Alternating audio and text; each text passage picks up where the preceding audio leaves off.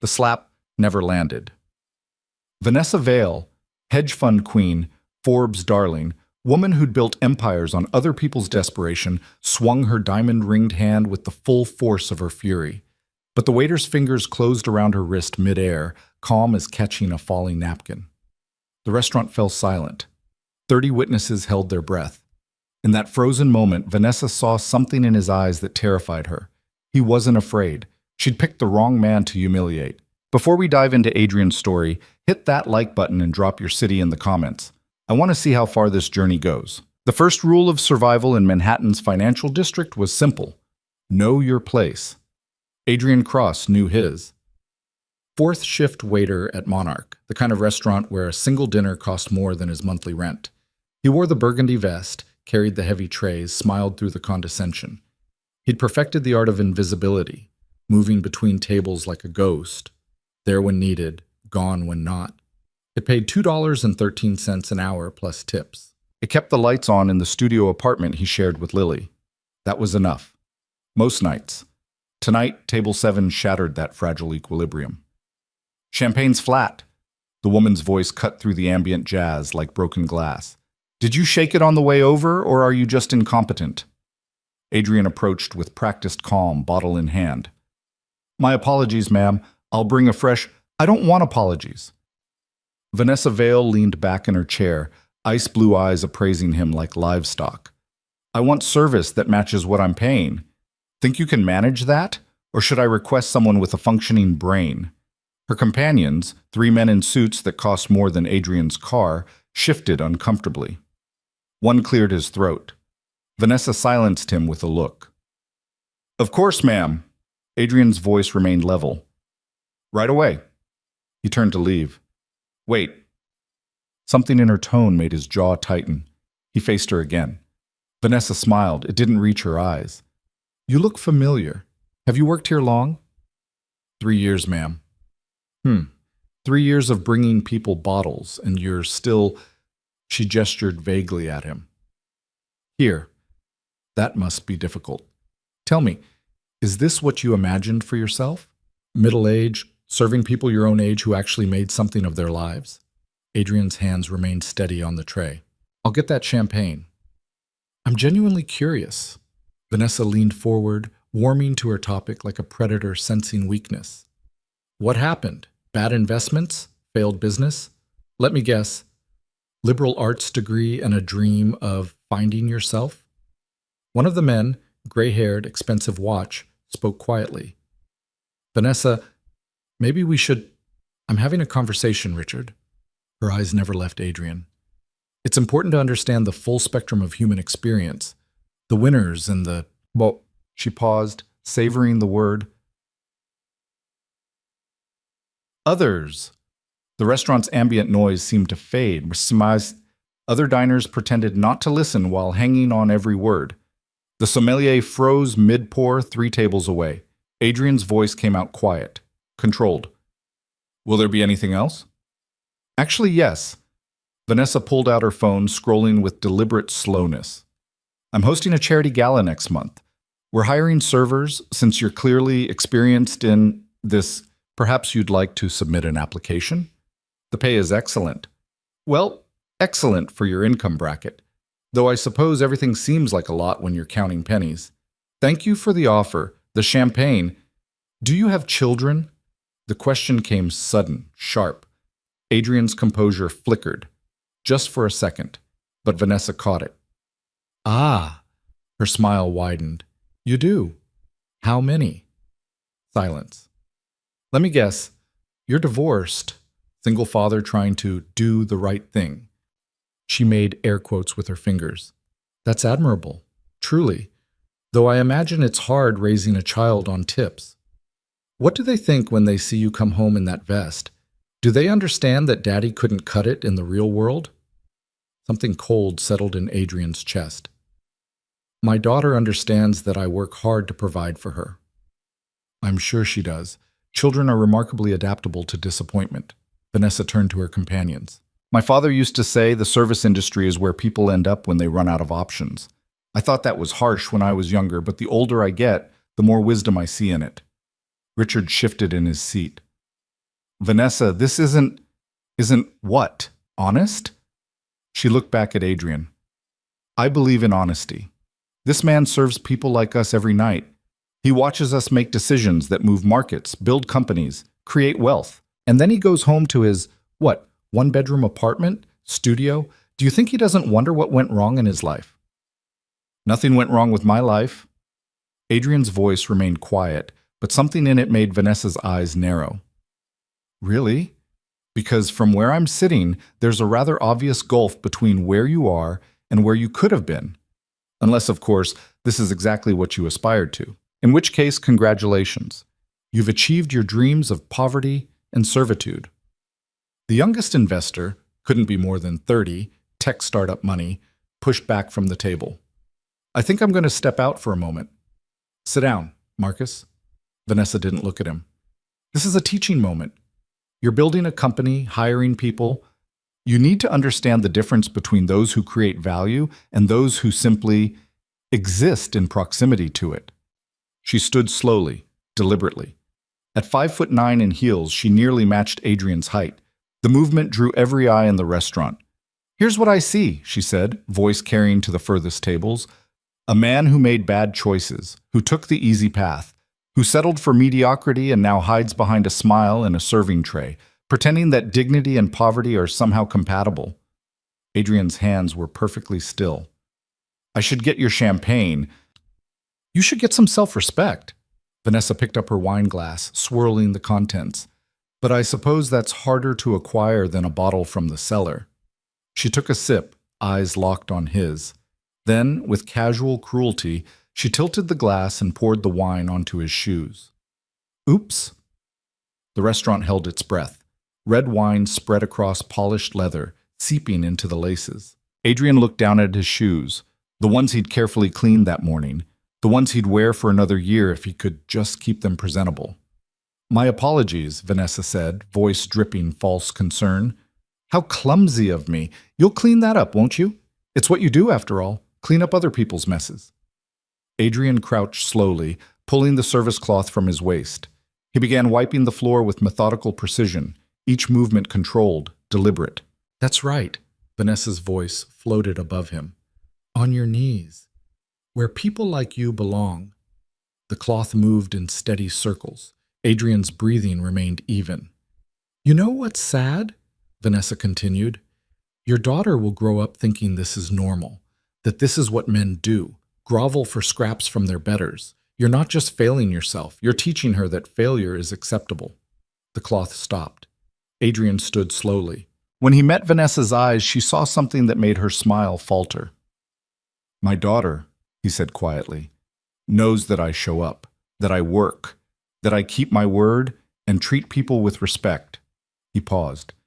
She knows the difference between wealth and worth. Vanessa's face flushed. Excuse me? You asked about my life, about my choices. Adrian's voice remained calm, but something had shifted in his posture. I chose to be present for my child, to put her first, to build a life where she knows she's loved, even if it means wearing this vest. How noble, Vanessa's voice rose, and how convenient that nobility pays so poorly. Tell me, does your ex-wife share this philosophy, or did she have the sense to find a real man, one who could actually provide? Adrian's jaw tightened. Ah, there it is. Vanessa seized on the reaction. Struck a nerve, did I? What happened? Did she leave you for someone who could afford to take her somewhere nicer than whatever hovel you're living in? Did she finally wake up and realize she'd married a quitter? That's enough. Richard stood abruptly. Vanessa, we should go. We're not going anywhere. She didn't take her eyes off Adrian. Not until our server here learns what happens when the help forgets their place. I never forgot my place. Adrian's voice was quiet steel. I'm exactly where I choose to be. Choose? Vanessa laughed, sharp and cruel. You didn't choose this. You defaulted to it. There's a difference, though I suppose subtlety isn't your strong suit. She stepped closer, invading his space. Look at you, standing there with wine on your shoes and delusions in your head, pretending that your circumstances are somehow virtuous. You're not noble. You're not making a sacrifice. You're just another failure in a cheap vest, And the sooner you accept that, Adrian's voice cut through hers. Ma'am, I'm going to ask you to step back. Or what? Vanessa's eyes glittered. You'll file a complaint with management? Please. Do you know how much money I bring to this restaurant? One call from me and you're unemployed, so why don't you… She jabbed a finger into his chest. No. Another jab. You're… Harder. Place. Adrian didn't move, didn't flinch, just stood there, absorbing each contact with the same quiet control he'd maintained since the conversation began. It drove Vanessa to fury. What, nothing to say? No witty comeback? Of course not. You're probably standing there calculating whether you can afford to lose this job, wondering if your pathetic tips will cover rent if I get you fired. She leaned in close. Here's a secret, they won't. And you know what else? Nobody cares. Not your daughter, not your ex-wife, and certainly not Mrs. Vale. The manager appeared at Adrian's elbow, face pale. Perhaps we could continue this conversation in my office? There's no conversation. Vanessa didn't look away from Adrian. Just a teaching moment. Your employee here needs to understand the natural order of things. I understand perfectly. Adrian's voice was barely above a whisper. I understand that you're hurting, that you're trying to make yourself feel powerful by tearing someone else down. I understand that nothing I say will change how you see me, because you need to see me as less than. It makes you feel like more. Vanessa's hand moved before anyone could react. The slap arced toward Adrian's face with every ounce of her considerable strength, rings flashing, fury channeled into violence. It never connected. Adrian's hand came up in a smooth, practiced motion. His fingers closed around her wrist, stopping the blow midair with such casual ease that for a moment nobody moved. The sound of skin on skin, the crack of palm on cheek, never came. Just the soft grip of his hand around her arm, firm but not bruising, controlled but absolute. Don't. One word. Quiet. Final. Vanessa stared at her captured wrist in disbelief. She tried to pull back. Adrian's grip didn't tighten, but it didn't release either. She yanked harder. Nothing. It was like trying to move a statue. Let go of me. Each word came through clenched teeth. When you're calm, Adrian's voice remained steady. I'm not going to let you hit me.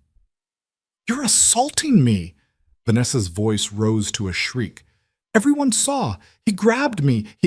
Everyone saw you try to slap him, Richard said quietly, phone already out. I'm recording, Vanessa. Started when you poured the wine. She whipped her head around. Marcus had his phone out too. So did the table behind them. And the couple by the window. Half the restaurant had their cameras aimed at the confrontation, capturing every second. You're all witnesses, Vanessa shouted. He put his hands on me. I want him arrested. She tried to shove Adrian with her free hand. He sidestepped smoothly, releasing her wrist as he moved. She stumbled forward, caught herself, spun back with eyes blazing. You think you can humiliate me? She charged at him, hands outstretched. Do you know who I am? Adrian moved like water. He shifted his weight, turned his shoulders, and Vanessa's momentum carried her past him. She grabbed for his vest, fingers clutching fabric. Adrian's hand came up, not striking, just guiding her grasping hand away from his body. She overbalanced and staggered into a nearby chair. The restaurant was dead silent except for Vanessa's ragged breathing and the subtle sound of multiple phones recording.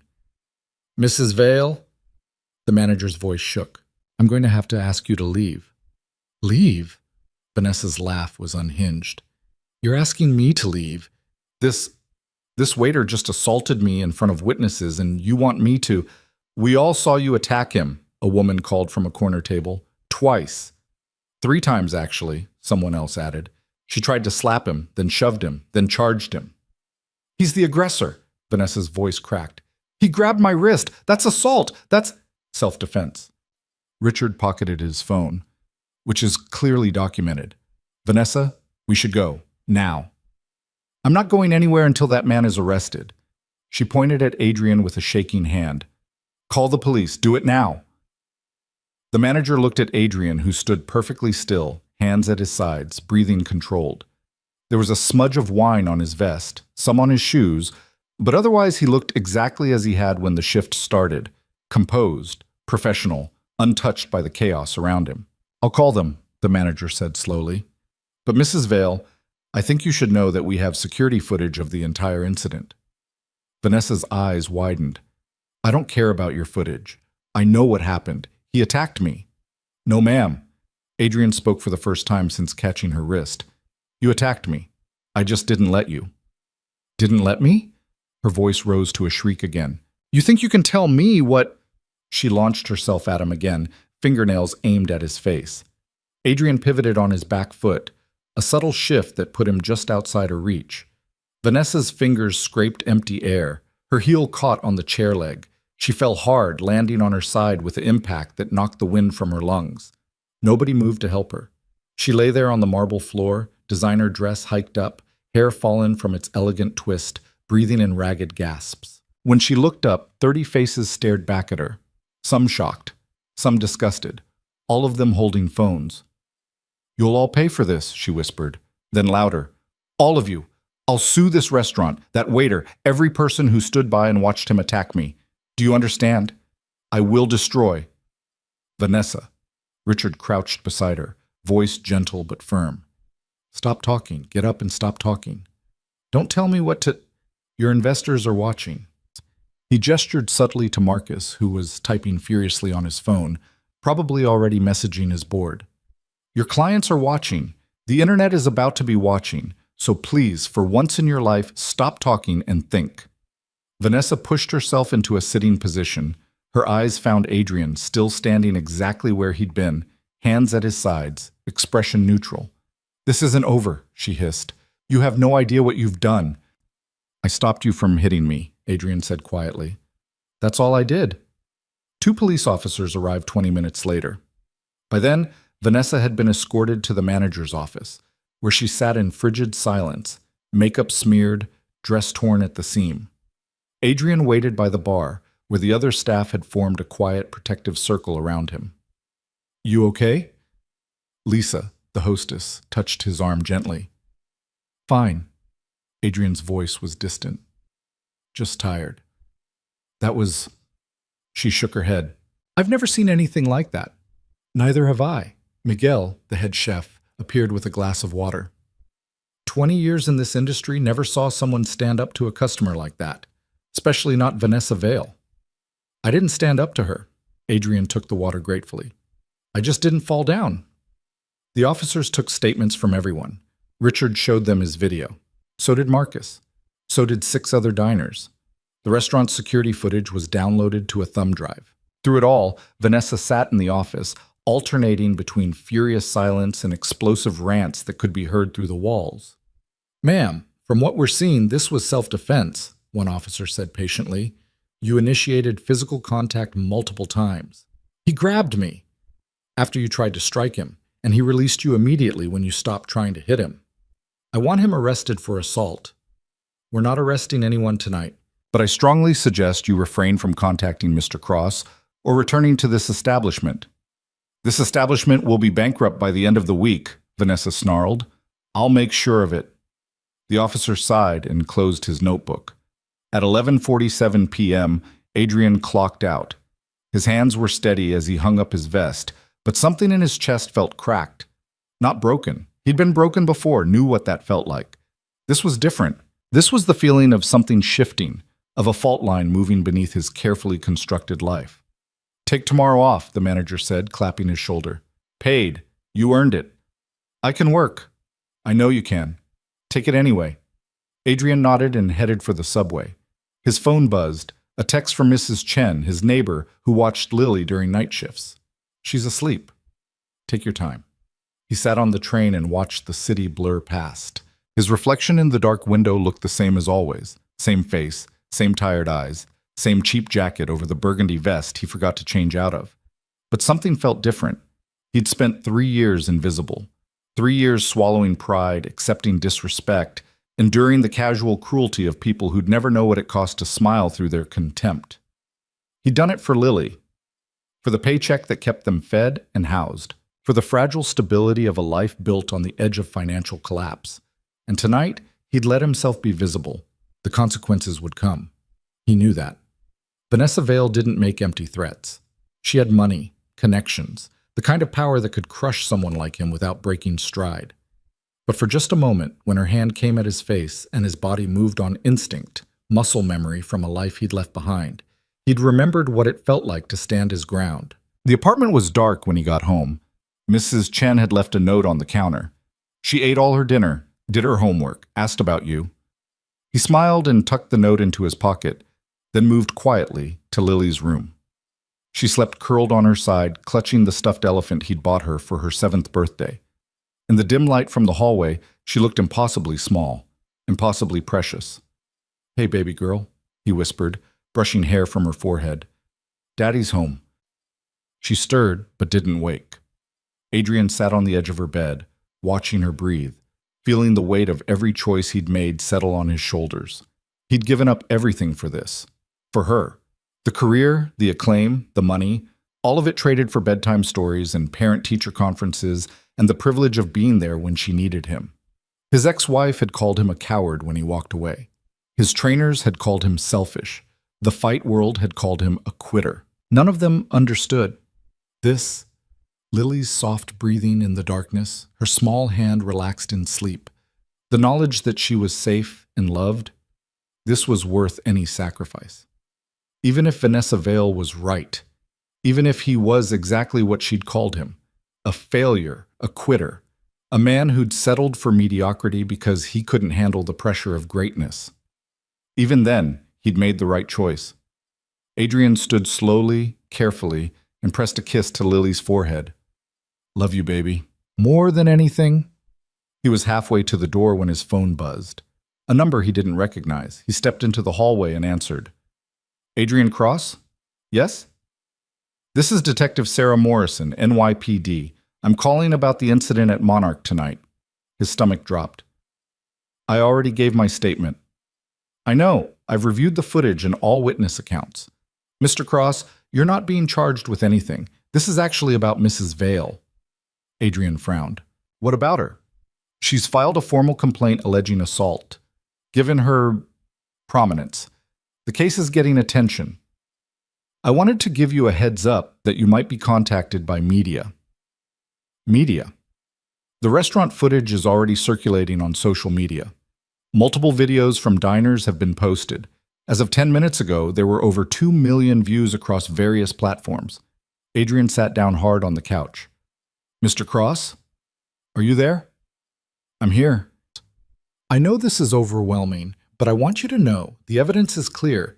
You acted in self-defense. Whatever Mrs. Vale claims, the facts support your account." "Okay." His voice sounded distant to his own ears. "Thank you. One more thing. There's a reporter from the New York Times who wants to interview you, and someone from Good Morning America." "I'm not supposed to pass along messages, but they've been persistent." Adrian closed his eyes. "I don't want to talk to reporters." "That's your right. But this story is going public with or without your input. You might want to consider controlling the narrative." After she hung up, Adrian sat in the darkness of his living room, phone clutched in his hand. Somewhere out there, millions of people were watching him stop Vanessa Vale's attack, watching him move with the trained precision of someone who knew how to fight, watching him stand his ground against wealth and fury and entitlement. They were probably wondering who he was, where he'd learned to move like that, why a waiter had the reflexes of a professional fighter. He could tell them, could explain about the 8 years in the ring, the championship belt, the crowds chanting his name, could talk about the choice he'd made when Lily was born, walk away from the violence or walk away from her. But that would mean reopening doors he'd carefully locked, letting the past bleed into the present, risking the careful, quiet life he'd built on the ruins of his former glory. Adrian looked toward Lily's room, where his daughter slept peacefully, untouched by the storm gathering around her father. "Whatever happens," he whispered to the darkness, "we'll get through it." Outside, the city hummed with its endless energy. Somewhere, Vanessa Vale was plotting his destruction. Somewhere, videos of the confrontation were being shared and reshared, analyzed and dissected, turned into tomorrow's viral sensation. And in a small apartment in Queens, a single father sat in the dark and wondered if he'd just made the biggest mistake of his life, or saved it. The morning came too soon and too bright. Adrian woke to sunlight streaming through the thin curtains and the sound of Lily humming in the kitchen. For a moment, one perfect, fragile moment, everything was normal. Then he remembered. He reached for his phone. 47 missed calls, 216 text messages. His email inbox showed 847 unread. He scrolled through the notifications with growing dread, watching the numbers climb in real time. "Daddy!" Lily appeared in the doorway, still in her pajamas, holding a bowl of cereal. "You're home! Mrs. Chen said you had to work really late." Adrian sat up, forcing a smile. "Yeah, baby. Long night. Can we go to the park today? You promised we'd go when you had a day off." "I did promise that, didn't I?" He pulled her into a hug, breathing in the strawberry scent of her shampoo. "Let me make some coffee first, okay?" "Okay." She bounced back to the kitchen, cereal sloshing dangerously close to the rim. His phone buzzed again. Another call from an unknown number. He declined it and opened his messages. Most were from people he barely knew, former coworkers, distant acquaintances, people who'd never bothered to check on him in 3 years but suddenly had so much to say. Then he saw one from Marcus Chen dated 6:47 a.m. "You need to see this." The attached link opened to a news article. The headline made his stomach drop. "Millionaire investor humiliated by waiter in viral video." Beneath it, a still frame from Richard's video. Vanessa's hand frozen mid-slap, Adrian's fingers wrapped around her wrist, his face absolutely calm. Adrian scrolled through the article with shaking hands. It had everything. The videos, screenshots from social media, quotes from witnesses, a brief bio of Vanessa that read like a corporate hit piece, her net worth, her investment firm, a mention of previous controversial business practices. Then, near the end, a single paragraph about him. The waiter, identified as Adrian Cross, 34, has worked at Monarch for 3 years. Little is known about his background, though several witnesses described his response to Vale's attack as professionally trained and unnervingly controlled. Restaurant management declined to comment on Cross's employment status. His phone rang. Lisa, the hostess. "Are you seeing this?" Her voice was breathless. "Adrian, it's everywhere. CNN, Fox, MSNBC, everyone's running the story." "I'm seeing it. There's reporters outside the restaurant. They've been here since 6. They're asking about you, wanting interviews, offering money for information. What are you telling them?" "Nothing. None of us are. But Adrian," she paused, "the manager wants to talk to you. He said to call him when you can." After she hung up, Adrian sat on the edge of his bed, phone in hand, trying to process what was happening.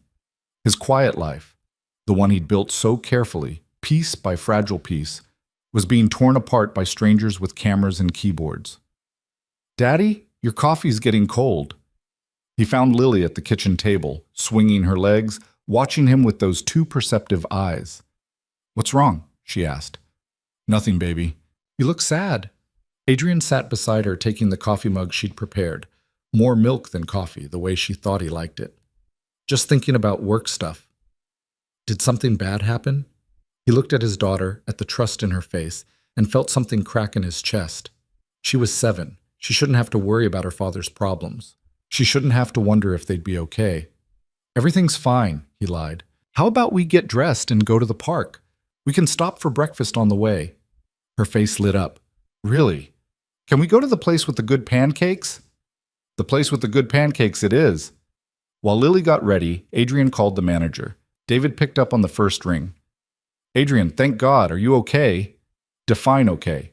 "Fair point," David sighed. "Look, I'll get right to it. Corporate called this morning. They want you to take a leave of absence. Paid, full benefits, until this blows over." Adrian's hand tightened on the phone. "They're firing me." "They're protecting you, and the restaurant. The attention is significant.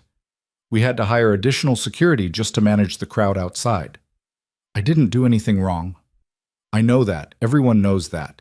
But Adrian, Vanessa Vale is one of the most powerful women in New York. Her lawyers are already making noise. Corporate thinks it's better if you're not here while they sort it out." "How long?" 2 weeks. Maybe more. They'll keep paying you regardless." It should have felt like relief, paid time off, a break from the grind, safety from Vanessa's reach. Instead, it felt like falling, like the ground disappearing beneath his feet. "Okay," he said quietly. "Tell them okay. There's something else. The press is looking for you. Your address might not be safe. Do you have somewhere you can go?" Adrian looked around his apartment, the peeling paint, the secondhand furniture, the stack of Lily's drawings on the refrigerator. Somewhere to go. Like he had options. Like he was the kind of person with a vacation home or family money or friends with guest rooms. "I'll figure it out." "Adrian, I'm serious. These people are relentless. They'll camp outside your building. They'll follow you. Lily, don't." His voice came out sharp. "Don't talk about my daughter." Silence on the other end. Then softer. "I'm trying to help. I know, I appreciate it, but I can handle this." After he hung up, Adrian stood in his kitchen and tried to believe that was true. He could handle this. He'd handled worse. He'd handled his marriage falling apart, handled walking away from a career that defined him, handled 3 years of serving people who looked through him like he was furniture. He could handle some reporters and a vindictive millionaire. Probably. The park was crowded with Sunday families, parents pushing strollers, kids on swings, dogs chasing frisbees.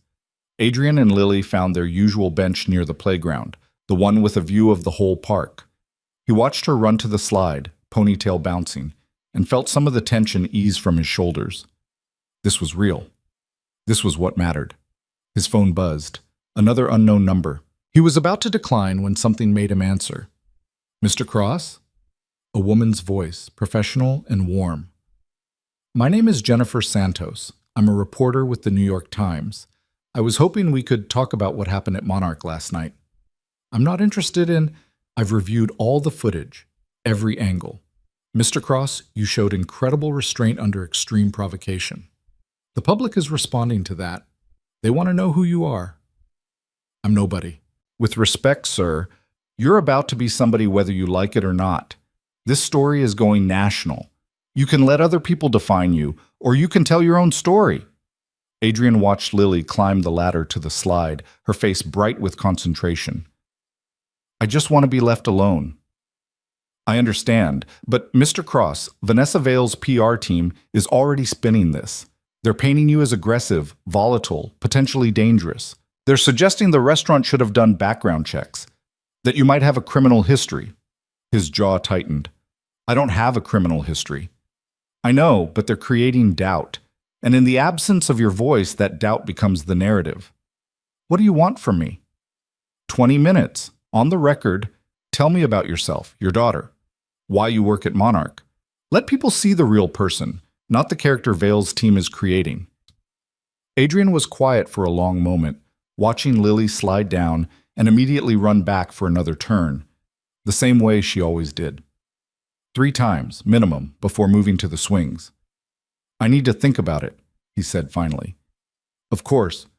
But Mr. Cross, think fast. This story moves with or without you." She gave him her number and hung up. Adrian stared at his phone, at the growing list of missed calls and messages, at the world trying to force its way into his carefully protected life. "Daddy, watch this!" He looked up to see Lily hanging upside down from the monkey bars, grinning wildly. "Very impressive," he called. "Be careful." "I'm always careful." She wasn't. She was 7 and fearless and convinced nothing bad could happen as long as her daddy was watching. The faith in that, the absolute trust, made his throat tight. His phone rang again. This time, a number he recognized. Richard Montoya, the investor from last night. "Mr. Cross, I apologize for calling. I got your number from the restaurant manager. I hope that's not too forward." "What can I do for you, Mr. Montoya?" "It's what I can do for you, actually. I wanted to let you know that I've withdrawn my investment from Vanessa's fund. So has Marcus. We're not the only ones." Adrian sat up straighter. "Because of last night? Because of who she revealed herself to be last night. I've known Vanessa for 6 years. I've watched her be ruthless in business, aggressive in negotiations, uncompromising in her standards. But what she did to you," he paused, "that wasn't business. That was cruelty. And I won't be associated with it." "Mr. Montoya, I appreciate that, but you don't have to." "I know I don't have to. I want to. And I'm calling because her lawyers are going to come at you hard." She's embarrassed, exposed, and desperate to regain control. You need representation. I can't afford. I'm not asking you to pay. I'm referring you to my personal attorney, Sarah Chen. She's the best, and she's willing to take your case pro bono if you're interested. Adrian's throat was tight. Why would you do this? Because you showed more dignity in 5 minutes than Vanessa has in her entire career. Because I have a daughter your daughter's age, and I want her to grow up in a world where doing the right thing matters. Richard's voice softened. And because someone helped me once when I needed it, I'm returning the favor. Adrian looked at Lily, now on the swings, pumping her legs to go higher. Thank you. Don't thank me yet. This is going to get messy. Vanessa doesn't lose gracefully, but you won't face it alone. After they exchanged information and hung up, Adrian sat on the bench and felt the world tilt slightly back towards stable. He had a lawyer. He had support. Maybe, just maybe, he could survive this. Daddy! Lily ran over, breathing hard. There's an ice cream truck. Can we get some? He checked his wallet. Enough for 2 cones. Barely. Absolutely. What flavor? Chocolate. No, wait. Strawberry. No. How about 1 scoop of each? You're the best daddy ever. They walked to the ice cream truck hand in hand, and for a few minutes, Adrian let himself forget about reporters and lawyers and viral videos. Let himself just be a father buying his daughter ice cream on a Sunday afternoon. Then his phone rang again. The number was local, but unfamiliar. Against his better judgment, he answered. Adrian Cross? Speaking. My name is Frank Martinez. I own Martinez Combat Academy in Brooklyn. I've been trying to reach you all morning. Adrian's stomach dropped. I'm not interested in interviews. This isn't about an interview. Adrian, I know who you are. I know what you were. The ice cream cone felt suddenly heavy in Adrian's hand. I don't know what you're talking about. Cross collision. That's what they called you. Welterweight division, 2013 to 2018. Record of 22-2. Won the regional championship in 16, defended it twice before you disappeared. Adrian's world narrowed to the sound of Lily laughing as she licked her ice cream, completely oblivious to the conversation destroying her father's carefully constructed anonymity. That was a long time ago, he said quietly. 5 years isn't that long, and those reflexes don't disappear. I watched the video. The way you moved, the way you controlled the distance, redirected her momentum without countering, that's professional level training. Mr. Martinez, I'm not calling to expose you. I'm calling to offer you a job. Adrian blinked. What? I need an instructor, someone who can teach real technique, real control, not just fitness boxing for Wall Street types. Someone who understands that martial arts is about discipline first, violence last. Frank's voice was earnest. Someone exactly like you. I don't fight anymore. I'm not asking you to. I'm asking you to teach. To pass on what you know to people who need it. Single mothers learning self-defense, kids who need structure, people who want to feel strong without being violent. I have a daughter, a job, a life. A job that just puts you on leave. A life that's about to be torn apart by media attention. Adrian, you need somewhere to go. Somewhere that isn't your apartment or that restaurant. Let me offer you that. Lily tugged his hand. Daddy, you're not eating your ice cream. It's melting. He looked down at the cone dripping onto his fingers, then back at his daughter's concerned face. I need to think about it, he told Frank. Fair enough. But Adrian, don't think too long. Whatever you were running from when you quit fighting, it's already caught up with you.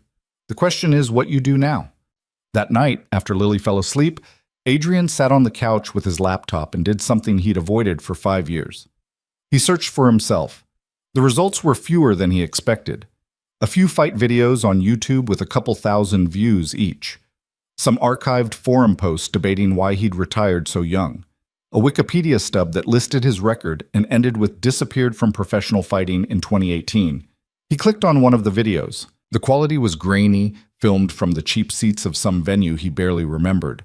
But the fighter in the ring, younger, harder, sharper, that was him. Cross collision, they'd called him. Because he didn't dodge punches so much as redirect them, using his opponent's momentum to create openings. In the video, he watched himself move with fluid precision, saw the way he controlled the space. Never wasting energy, never showing emotion. It was like watching a stranger, someone he used to know. The fight ended in the third round with a technical knockout. The referee raised his hand, the crowd cheered, and young Adrian Cross stood in the center of the ring, victorious and utterly empty. He'd quit 2 months later, found out his girlfriend was pregnant, realized he was about to be a father, and understood with perfect clarity that he couldn't do both. Couldn't train 8 hours a day and change diapers. Couldn't take punches for money and be present for bedtime stories. Couldn't build a career on controlled violence and teach his daughter that strength meant gentleness. So he'd walked away. Walked away from the belt, the money, the identity he'd built since he was 16. Walked away from everyone who told him he was making a mistake, throwing away his potential, choosing wrong. He'd never regretted it. Until now, sitting in his small apartment with reporters camped outside and his face going viral, and the whole world suddenly interested in the person he'd worked so hard to leave behind. His phone buzzed. A text from an unknown number. "You should have stayed down where you belong. This isn't over. V." Adrian stared at the message, at the thinly veiled threat, and felt something cold settle in his chest. Vanessa wasn't going to let this go. She was going to come at him with everything she had. Lawyers, PR firms, money, connections, until she destroyed him or he'd submitted, and he had nothing to fight back with except the truth. He opened his email and found Jennifer Santos's message. Read it twice. Then, before he could second-guess himself, he typed a reply. 20 minutes, tomorrow afternoon, but not at my apartment. I choose the location. Her response came within seconds. Deal. Where? He thought about it. Somewhere public enough to be safe, but private enough to be honest. Somewhere that meant something. Martinez Combat Academy, Brooklyn, 2 p.m. He hit send before he could change his mind. Then he called Frank Martinez. "I'll take the job," Adrian said when the older man answered, "but I have conditions." "Name them." "Flexible hours, nothing that conflicts with my daughter's schedule. No media appearances, no promotional material using my name or image. And if anyone asks about my past, the answer is no comment." Frank was quiet for a moment. "You know people are going to ask. After that video." "I know, but this is about teaching, not about me. If you can accept that, I'm in." "I can accept that. When can you start?" "Wednesday." "Wednesday it is. Welcome aboard, Adrian." After he hung up, Adrian sat in the darkness and felt the pieces of his life rearranging themselves into something unrecognizable. A new job, a media interview, a legal battle brewing, his anonymity shattered, his past resurrected, everything he'd worked for changing overnight. He checked on Lily one more time before bed. She'd kicked off her blankets, as always, one arm thrown over her head. He tucked her back in gently, careful not to wake her. "I'm sorry," he whispered. "I'm sorry for what's coming, but I promise, we'll get through it." She stirred in her sleep, mumbling something about pancakes, and Adrian felt his heart break just a little. He'd protected her from so much. From the fighting world and its violence. From the divorce and its ugliness. From poverty and instability and the constant fear that they might not make it. But he couldn't protect her from this. The video was already everywhere. Her classmates would see it. Their parents would talk. Someone would say something, or ask something, or look at them differently, and Lily would know that something had changed. Adrian returned to the living room and pulled up the news coverage on his laptop. The story had evolved since morning. Now there were think pieces about class dynamics and power structures, op-eds about standing up to bullies, social media movements with hashtags he couldn't bring himself to read. And through it all, his face, over and over. The moment he caught Vanessa's wrist, the controlled calm in his eyes, the precision of his movements. People were calling him a hero. They had no idea what they were talking about. Heroes didn't run away from their careers. Heroes didn't let their marriages collapse. Heroes didn't spend 3 years invisible, swallowing pride and enduring disrespect because they were too afraid to be visible. Heroes were brave. Adrian was just a father doing his best. His phone buzzed with another message, this one from Marcus, the young investor. "Heads up, Vanessa's PR team is planning a press conference tomorrow. They're going to paint you as dangerous. Thought you should know." Adrian typed back, "Thanks for the warning." Then he added, "Why are you helping me?" The response came quickly. Because I spent 2 years watching her treat people like garbage and telling myself it was just business. Last night made me realize I was wrong. This is the least I can do. At midnight, Adrian finally allowed himself to sleep. He dreamed of the ring, of crowds and bells, and the feeling of his fist connecting with someone's face. Dreamed of Vanessa's hand coming at him again and again, endless loops of the same moment. Dreamed of Lily asking why everyone was staring at them, and not having an answer that would make her feel safe. He woke at 3 a.m. to the sound of voices outside, crossed to the window and carefully pulled back the curtain. 3 news vans parked on the street. Reporters with cameras waiting for morning, waiting for him. David had been right. His address wasn't safe anymore. Adrian let the curtain fall back and returned to bed. He stared at the ceiling and tried to imagine what tomorrow would bring. The interview with Jennifer, Vanessa's press conference, the job at Frank's gym, all of it swirling together into a future he couldn't predict or control. For 5 years, he'd known exactly who he was. Single father. Waiter. Nobody important, nobody dangerous, nobody worth noticing. Now the world was noticing, and he had no idea if he was strong enough to handle what came next. Morning arrived with the mechanical whir of camera shutters and the murmur of voices outside. Adrian stood at the window, watching the media presence triple since last night.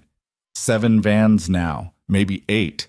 A small crowd of curiosity seekers had gathered across the street, phones out, hoping to catch a glimpse of the viral waiter.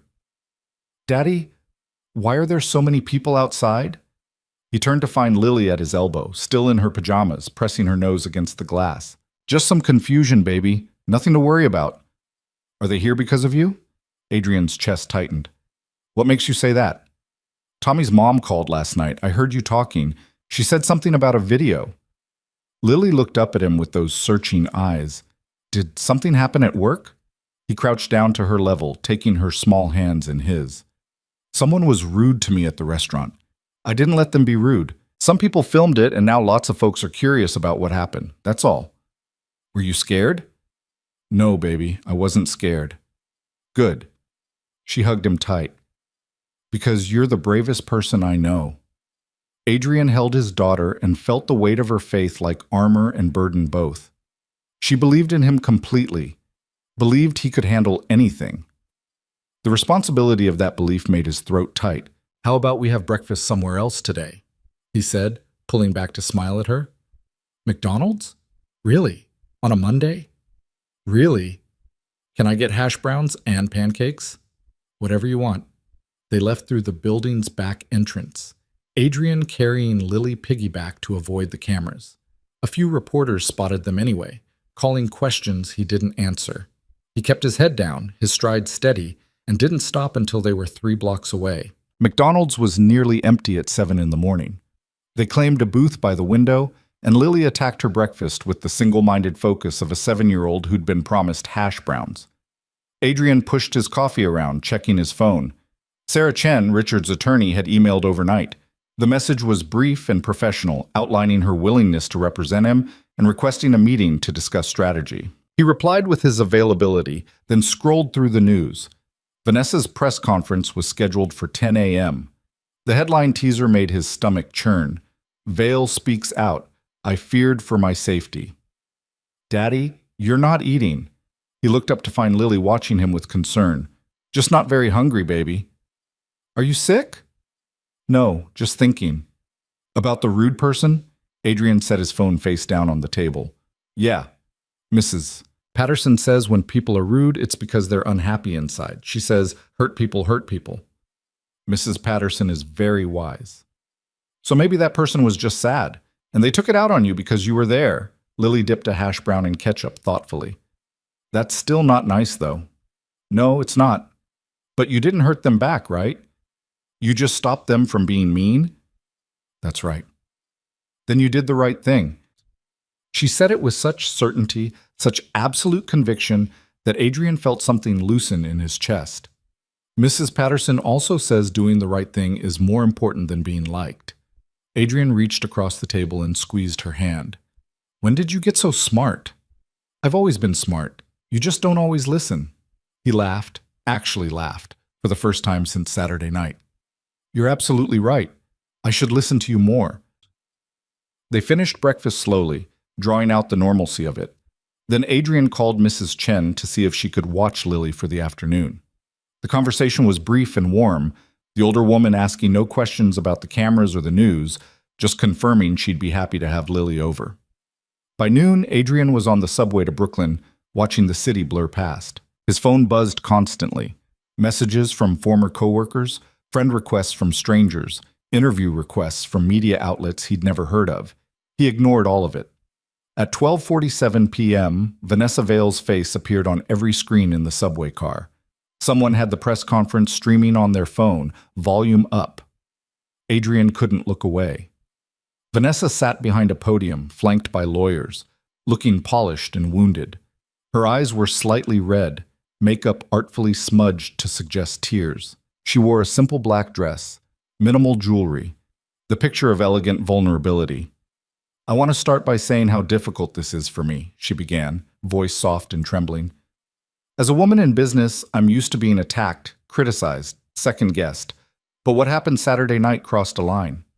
Adrian's jaw tightened. "I was having dinner with colleagues when our server became agitated. I don't know what triggered it. Perhaps something I said was misconstrued. Perhaps he was having a bad day. But his demeanor changed. He became hostile." The lawyer beside her leaned forward, whispering something. Vanessa nodded and continued. "When I asked him to step back, he grabbed my wrist, forcefully. I was terrified. This man is clearly trained in combat. You can see it in the videos. The way he moves, the precision of his grip. I'm a 53-year-old woman. I had no way to defend myself." Someone in the subway car muttered, "That's not what the video showed." Vanessa's voice grew stronger, more indignant. "I've been portrayed as the aggressor in this situation, as if defending myself from a man twice my strength somehow makes me the villain. The reality is I feared for my safety. When someone with that level of physical training puts their hands on you, you don't know what's going to happen next."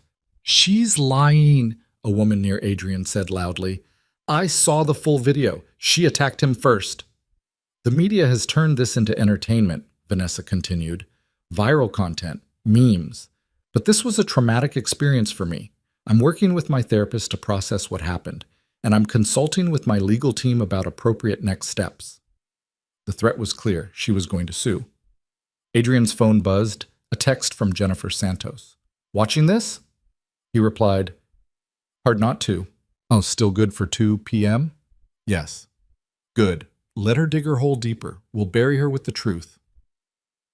Martinez Combat Academy occupied the ground floor of a converted warehouse in Red Hook.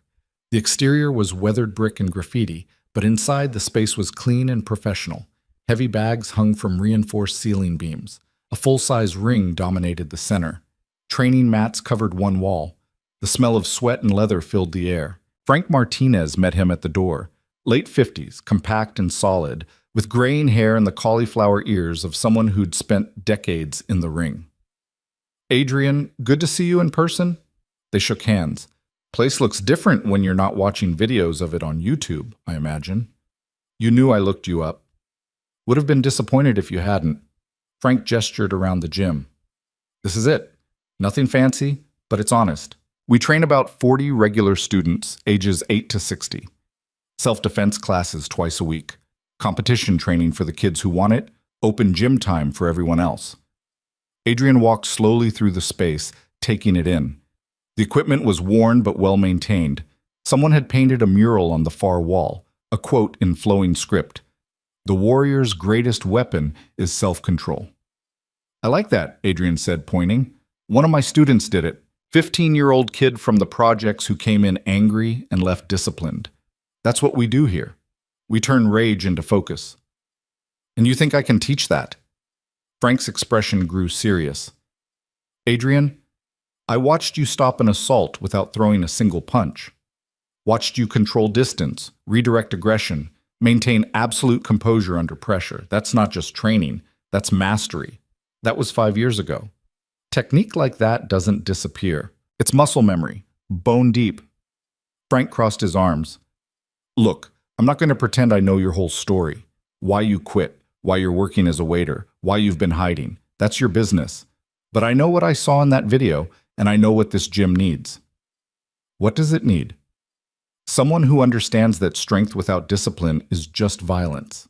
Someone who can teach these kids that backing down isn't weakness and fighting back isn't always strength. Frank's voice softened. Someone who chose his daughter over his career and doesn't regret it. Adrian's throat was tight. How did you? I did my research too. Found your old interviews back when you were fighting. You talked about wanting to be a father someday, about how your own dad was never around, how you'd do it different. Frank paused. Then you disappeared right after your daughter was born. Doesn't take a genius to connect those dots. They stood in silence for a moment, the gym's ambient sounds filling the space, the rhythmic thud of someone hitting a bag in the back room, the creak of floorboards, distant traffic. I can't do competition training, Adrian said finally. I can't coach kids to fight for sport. Don't want you to. I've got other instructors for that. What I need is someone to teach fundamentals, control, discipline, self-defense that's actually about defense, not ego. Flexible hours. No evenings past 6. No weekends. Done. And if the media shows up, they're not welcome here. This gym is a safe space. Anyone who violates that gets shown the door. Adrian extended his hand. Then I guess I work for you. Frank's grip was firm. Welcome to the team. Now let's talk about this interview you've got scheduled here in an hour. Jennifer Santos arrived at exactly 2 p.m., carrying a leather bag and an air of focused professionalism. She was younger than Adrian expected, early 30s, sharp-eyed, with the kind of energy that suggested she never stopped moving. Mr. Cross, thank you for agreeing to this. She offered her hand. I promise to be fair. That's all I ask. Frank set them up in his office, a small room with a desk, 2 chairs, and walls covered in photos of former students. Jennifer arranged her recorder and notepad with practiced efficiency. Ready? She asked. Adrian nodded. Let's start with Saturday night. In your own words, what happened? He told her everything. The flat champagne, Vanessa's escalating insults, the comments about Lily, the wine on his shoes. The moment her hand came at his face and his body moved on instinct. Jennifer listened without interrupting, occasionally jotting notes. When he finished, she looked up with an expression he couldn't quite read. You didn't mention that you're a trained fighter. Former fighter. I haven't competed in 5 years. Why did you stop? Adrian was quiet for a moment. My daughter was born. I had a choice to make. Between fighting and fatherhood? Between the person I was and the person I wanted to be. He met her eyes. I chose to be her father. Everything else was secondary. Jennifer wrote that down, underlining something twice. The videos show remarkable control. You redirected every attack without escalating. Where did you learn that? You train long enough, you learn that the best fight is the one you don't have. Blocking a punch just means another punch is coming. But if you can control the distance, redirect the energy, you can end a confrontation without anyone getting hurt. Is that what you were doing with Mrs. Vale? Ending the confrontation? I was stopping her from hitting me, that's all. She's claiming you assaulted her. I know what she's claiming.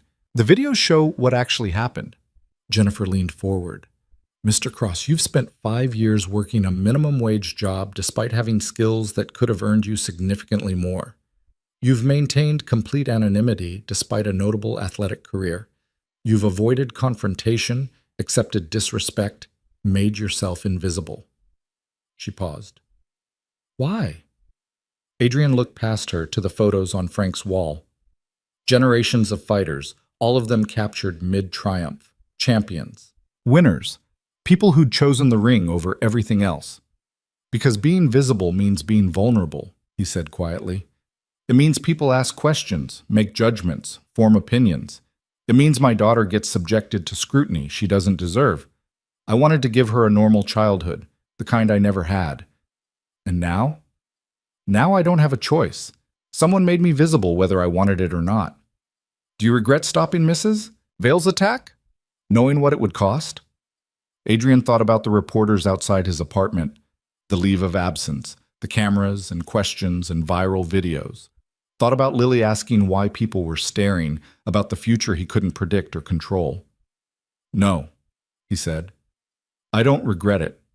What I regret is that it was necessary, that a grown woman thought it was acceptable to physically attack someone because they brought her flat champagne. What do you want people to understand about what happened? That I'm just a father trying to provide for his daughter, that I didn't ask for this attention, that all I did was refuse to be hit. His voice was steady. And that wealth doesn't give you the right to abuse people. Jennifer smiled slightly. That's going to make a hell of a headline. They talked for another 30 minutes about his life before fighting, his years in the ring, his decision to walk away, about Lily and single parenthood and the economics of survival in New York, about working at Monarch, about the regular customers who never learned his name, about the invisible labor of service work. When they finished, Jennifer packed up her equipment and stood. This will run tomorrow morning, front page if my editor agrees. Once it's out, the narrative changes. Right now, you're the waiter. Tomorrow, you'll be Adrian Cross, father, former champion, man who chose family over fame. Will that help? It'll complicate things for Mrs. Vale. Hard to paint someone as dangerous when they walked away from violence to raise their daughter. She paused at the door. For what it's worth, Mr. Cross, I think you made the right choice, both Saturday night and 5 years ago. After she left, Frank appeared with 2 bottles of water. How'd it go? I have no idea. Adrian took the water gratefully. I just told a stranger my entire life story and trusted her to get it right. She will. Jennifer's good people. Does her homework, tells the truth. Frank sat on the edge of his desk. Now comes the hard part. What's that? Waiting to see if the truth is enough. Adrian spent the rest of the afternoon at the gym, reacquainting himself with the space. He wrapped his hands and spent 20 minutes on the heavy bag, feeling his body remember rhythms it hadn't practiced in years. His technique was rusty, timing off, but the foundation remained. Muscle memory encoded too deep to forget. Frank watched from across the room, occasionally calling corrections. Rotate your hip more. There. Good. Keep your guard up. Better. By the time Adrian stopped, his shoulders burned and his knuckles ached. It felt good, clean, like something breaking free inside him. You've still got it, Frank said, tossing him a towel. Little rough around the edges, but the core is solid. I'm out of shape. You're out of practice. Different problem, easier fix. Frank leaned against the ring post. You know, I fought for 15 years, loved every second. But you know what I love more? Teaching. Watching some kid come in scared or angry or lost, and helping them find their center. That's real power, not winning fights, changing lives. Adrian wiped sweat from his face. Is this your way of saying I made the right choice? This is my way of saying there's more than one way to be a fighter. You stopped competing. You didn't stop fighting. You're just fighting for different things now. His phone buzzed. A text from Mrs. Chen. Lily asking when you'll pick her up. No rush, but she misses you. Adrian smiled. I need to go get my daughter. Go. We'll start your training schedule tomorrow. Slow and easy, build back up. Frank, I don't know if I can afford... Your training is part of your employment package. You're going to be teaching people how to move, how to control space, how to use their bodies. Can't do that effectively if you're out of shape. Frank's expression was kind but firm. Consider it professional development. The subway ride back to Queens gave Adrian time to think about the interview, about Vanessa's press conference, about the strange shape his life was taking. 24 hours ago, he'd been invisible. Now his face was on the news.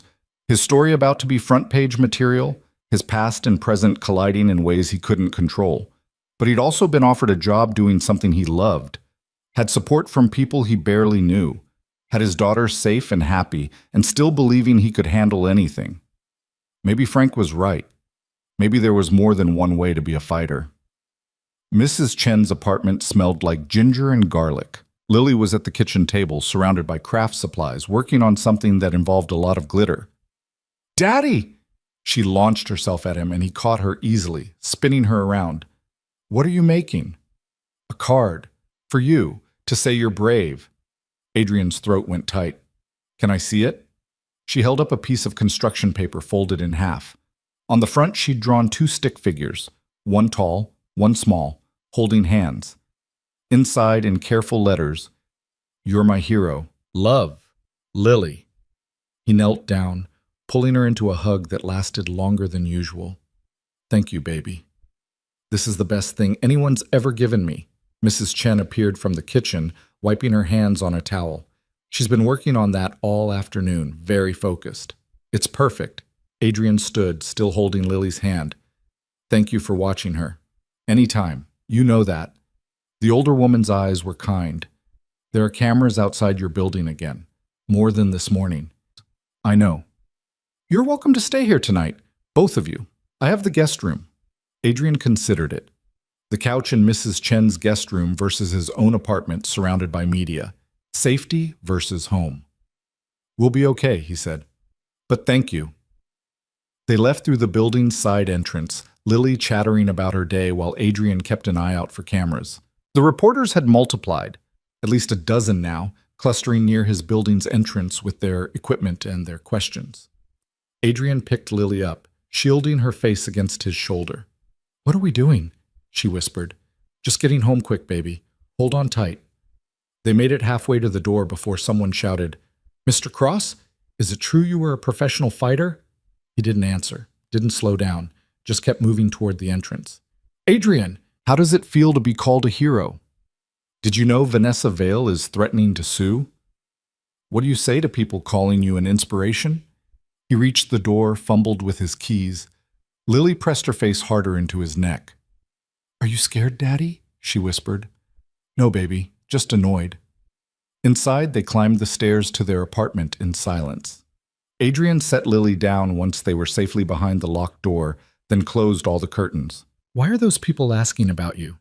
Lily's voice was small. Adrian sat on the couch, patting the cushion beside him. She climbed up, tucking herself under his arm. Remember how I told you someone was rude to me at work? She nodded. Well, some people filmed what happened, and now lots of folks want to talk about it. They're curious. About what?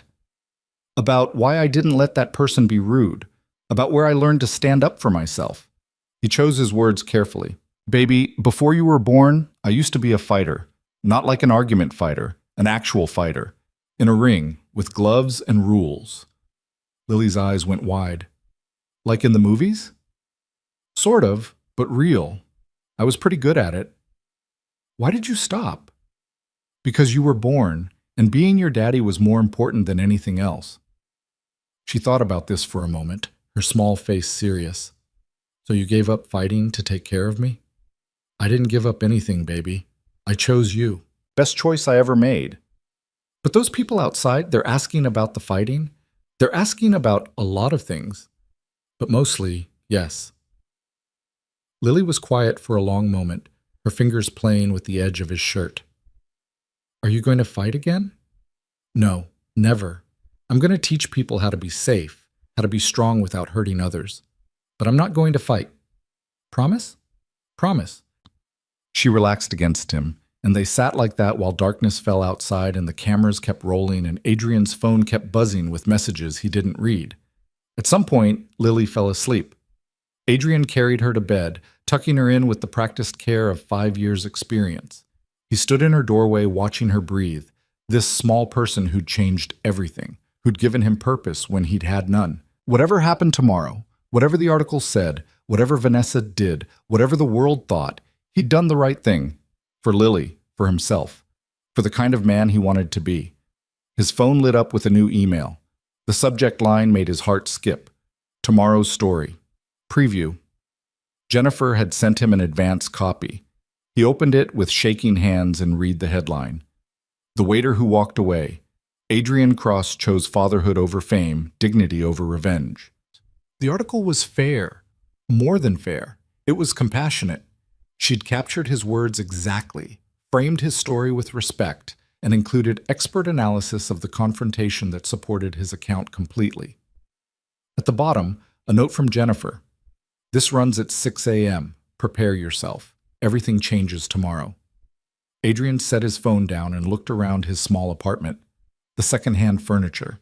The drawings on the refrigerator. The life he'd built from scratch, piece by careful piece. Everything changes tomorrow. He thought he'd been ready for that. But sitting in the darkness, listening to his daughter sleep, feeling the future rushing toward him like a wave, Adrian realized he had no idea what ready really meant. All he could do was stand his ground. Again. Adrian's phone started ringing at 5:53 a.m. 7 minutes before Jennifer's article went live. He'd been awake for hours, sitting at the kitchen table with cold coffee, watching the sky lighten over Queens. The first call was from a Los Angeles number he didn't recognize. He let it go to voicemail. The second came 30 seconds later, then a third.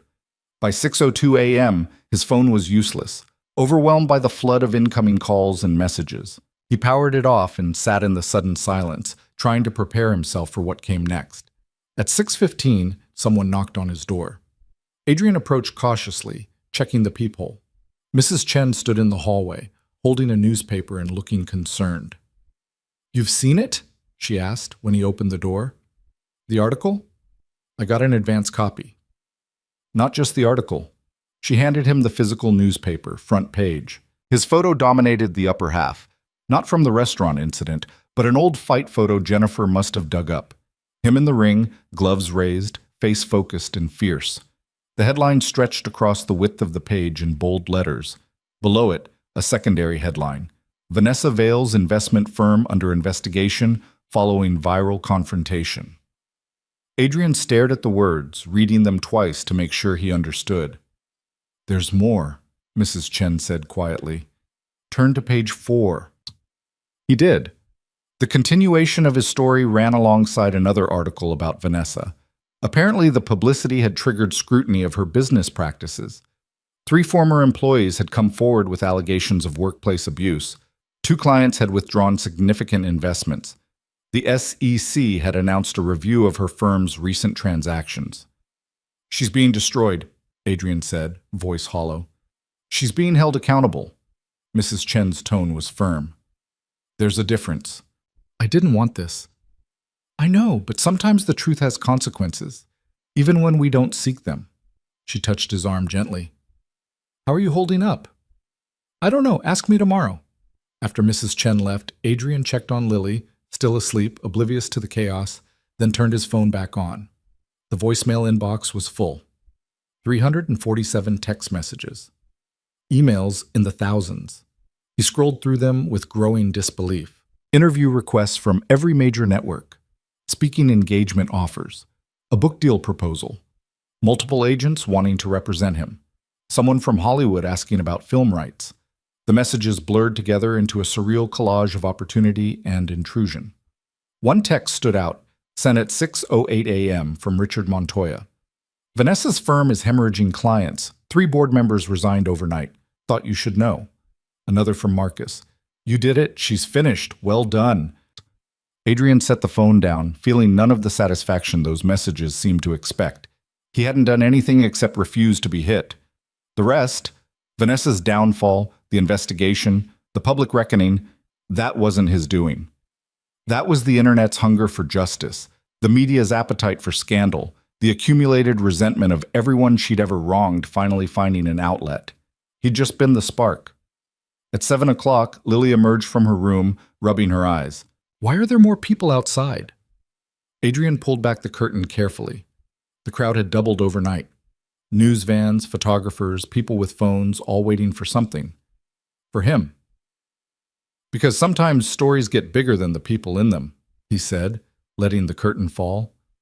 "How about we have breakfast somewhere else again?" "McDonald's 2 days in a row?" Lily's eyes went wide. "Are we rich now?" "No, baby. We're just avoiding the crowd." "Oh." She thought about this. "Can I still get hash browns?"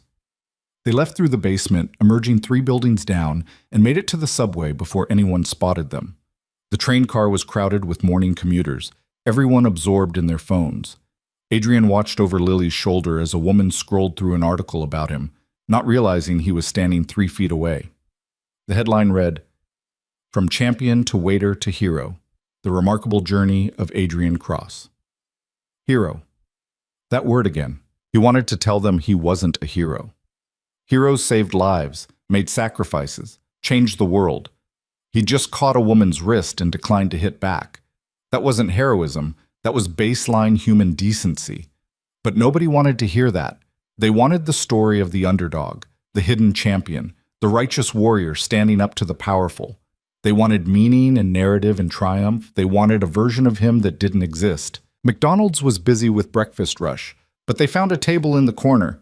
Lily dove into her food while Adrian nursed coffee and tried to figure out what to do next. Sarah Chen had emailed asking for an urgent meeting. Frank had texted congratulations and a reminder about starting work tomorrow.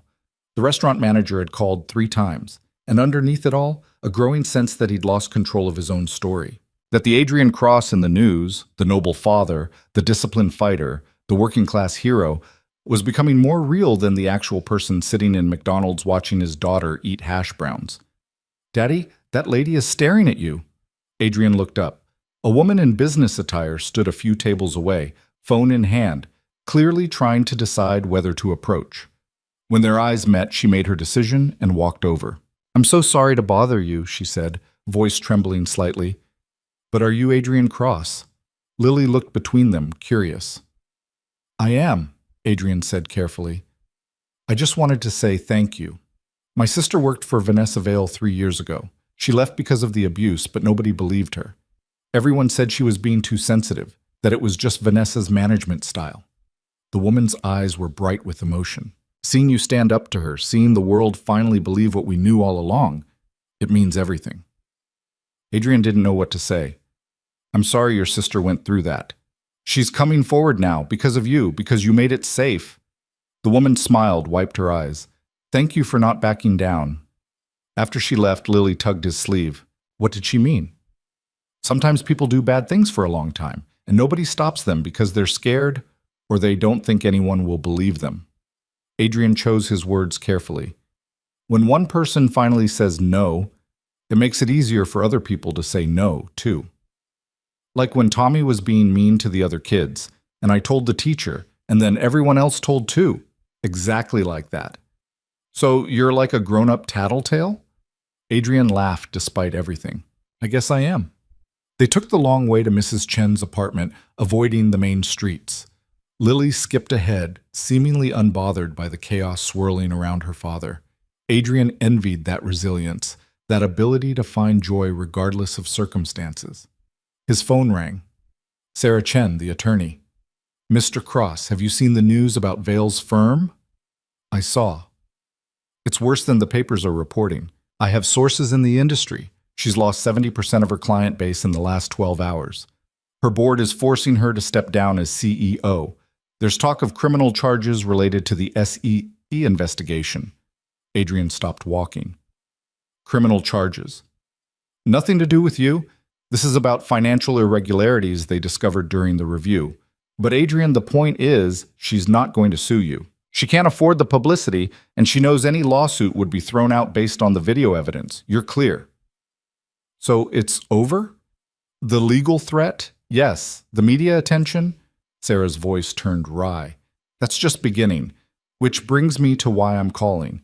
You need to make some decisions about how you want to handle this." "I want it to go away." "That's not an option. You're a public figure now, whether you wanted to be or not. The question is how you manage it." Lily had stopped to examine something in a shop window, a display of stuffed animals. Adrian watched her press her hands against the glass, trying to get a better look at a purple elephant. "What are my options?" he asked. "You can hide. Refuse all interviews, stay off social media, wait for the next scandal to replace yours. It'll take months, maybe longer, but eventually people will lose interest. Or you can control the narrative. Do select interviews, establish boundaries, use the platform to say something meaningful. You've got people's attention. You can either let them fill in the blanks themselves, or you can tell them what matters." "I don't want to be famous." "I know, but fame found you anyway. Now you get to decide what to do with it." After they hung up, Adrian stood on the sidewalk and watched his daughter fall in love with a stuffed elephant she thought he couldn't afford. He could, actually. The restaurant's paid leave meant steady income for at least 2 more weeks, and Frank's job would start soon. But Lily didn't know that. She was already moving away from the window, not asking, not expecting, just appreciating from a distance. That was what 5 years of careful budgeting had taught her. Don't want things you can't have. Adrian walked into the store and bought the elephant. Lily's face when he handed it to her was worth every penny. The meeting with Sarah took place in a coffee shop in Midtown, chosen specifically because it was too upscale for reporters to camp out waiting. Sarah arrived with a leather portfolio and the focused energy of someone who billed by the hour. Before we discuss strategy, I need to be clear about my role, she said once they were settled. I'm representing you pro bono as a favor to Richard. But if this turns into something bigger, if you decide to pursue opportunities that require serious contract negotiation, I'll need to bring in additional representation. Understood? Adrian nodded. Good. Now, let's talk about what you're being offered. She pulled out a list. 3 major networks want exclusive interviews. Good Morning America is offering the most money. 60 Minutes has the most credibility. I'd recommend the latter. I don't want money for telling my story. Sarah didn't look surprised. Admirable, but naive. You have bills, a daughter to support, and no job security. Don't dismiss compensation out of principle. It feels wrong, profiting from this. You're not profiting from defending yourself. You're being compensated for your time and the use of your story. There's a difference. She moved on before he could argue. There are also speaking engagement requests. Colleges, corporate events, conferences. Some are paying $20,000 for an hour of your time. Adrian's coffee cup froze halfway to his mouth. 20,000? For now, that number will go up if you play this right. Sarah's expression was neutral. I'm not telling you to become a professional speaker. I'm telling you that you have options that didn't exist a week ago. Use them wisely. What would I even talk about? Discipline, dignity, making hard choices, walking away from ego, single parenthood, class dynamics. Take your pick. You've lived a dozen different stories people want to hear. Adrian set his cup down carefully. This doesn't feel real. It's very real, and it's happening fast, which is why you need to decide what you want. Sarah leaned forward. Do you want to fade back into obscurity? Use this platform to build something? Leverage it for financial security? All of those are valid choices, but you need to choose. I want my daughter to be safe and happy. That's all I've ever wanted. Then let's make sure she is. Let me negotiate a few of these offers. We'll set boundaries, protect your privacy, and establish terms that work for your life. But Adrian, you need to let me help you. Don't leave money on the table because you think accepting it makes you a sellout. They spent the next hour going through opportunities. Sarah walked him through the pros and cons of each, explained what rights he'd be signing away, what commitments he'd be making. By the end, they'd agreed to 3 things: an interview with 60 Minutes, a speaking engagement at a university symposium on workplace dignity, and representation to field the ongoing offers. One more thing, Sarah said as they wrapped up. Vanessa's lawyers reached out this morning. Adrian's stomach dropped. I thought you said she wasn't suing. She's not. They want to negotiate a settlement. A settlement for what? I didn't do anything to her. Not that kind of settlement. They want to pay you to sign an NDA. To agree not to discuss the incident publicly, not to disparage her, not to pursue any civil action against her. How much are they offering? $500,000. The number hung in the air between them, impossible and enormous. $500,000. Enough to move out of the studio apartment, to give Lily her own room, to stop worrying about every expense, every bill, every unexpected cost. To breathe. What would I have to do? Adrian's voice was hoarse. Sign away your right to talk about what happened, forever. No interviews, no book deals, no public comments. The incident becomes legally off limits. And she gets to control the narrative. Essentially, yes. Adrian thought about the woman in McDonald's, the one whose sister had worked for Vanessa. Thought about the 3 former employees who'd found courage to speak up because he'd stood his ground. Thought about every person who'd ever been abused by someone powerful and told it was their fault for not being tough enough. No, he said. Sarah smiled. Good. I was hoping you'd say that. You were testing me? I was giving you the option. There's no wrong answer. $500,000 is life-changing money. But I'm glad you chose integrity. It's not about integrity. It's about not letting her win. Adrian's voice was quiet but firm. She tried to buy my silence with humiliation. Now she's trying to buy it with money. Either way, I'd still be serving her, just in a different way. Sarah closed her portfolio. That's exactly the kind of quote that's going to make the 60 Minutes interview powerful. Remember that clarity when the cameras are rolling? Adrian picked up Lily from Mrs. Chen's at 4 o'clock. She was covered in paint, having spent the afternoon creating what she described as abstract expressionism, but looked more like enthusiastic chaos. "Look what I made!"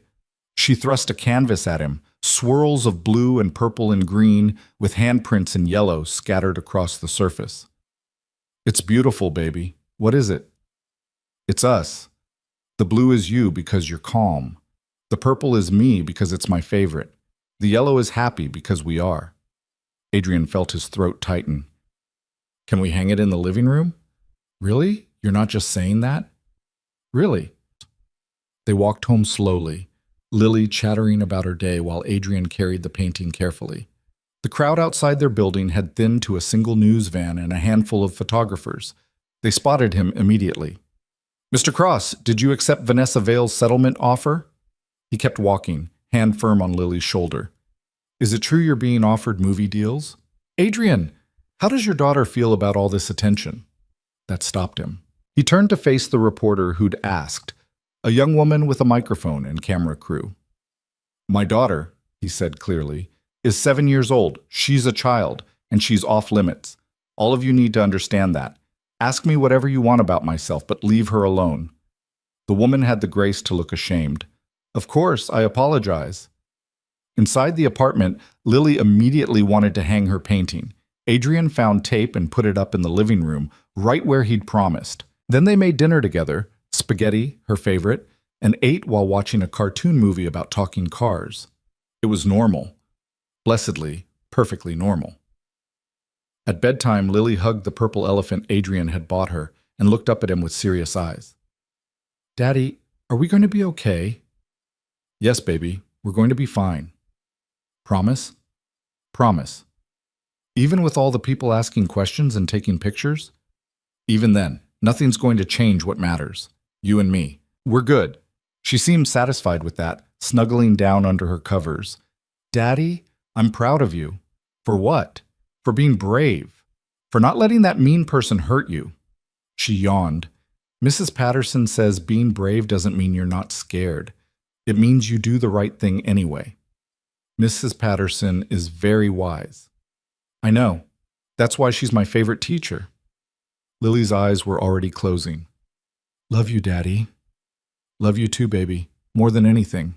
Adrian sat in the living room after she fell asleep, looking at the painting she'd made. Blue and purple and yellow, calm and favorite and happy.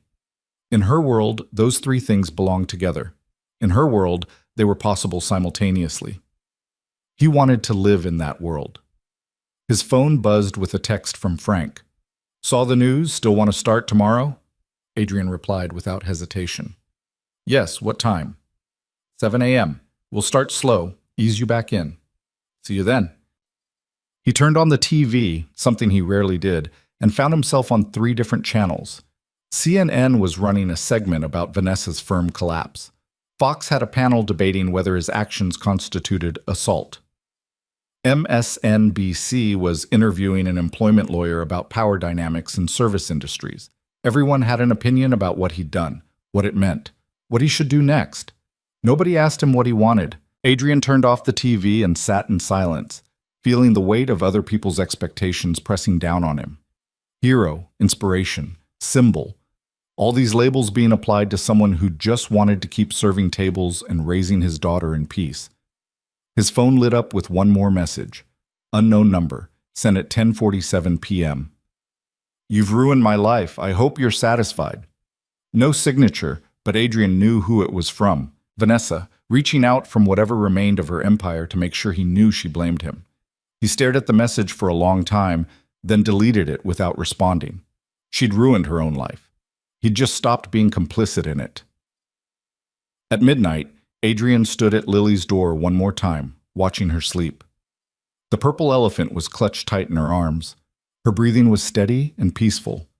She trusted completely and absolutely that her father would keep her safe. That trust was the heaviest thing he'd ever carried, but it was also the thing that made him strong enough to carry everything else. Tomorrow he'd start training again. Tomorrow the 60 Minutes crew would reach out to schedule the interview.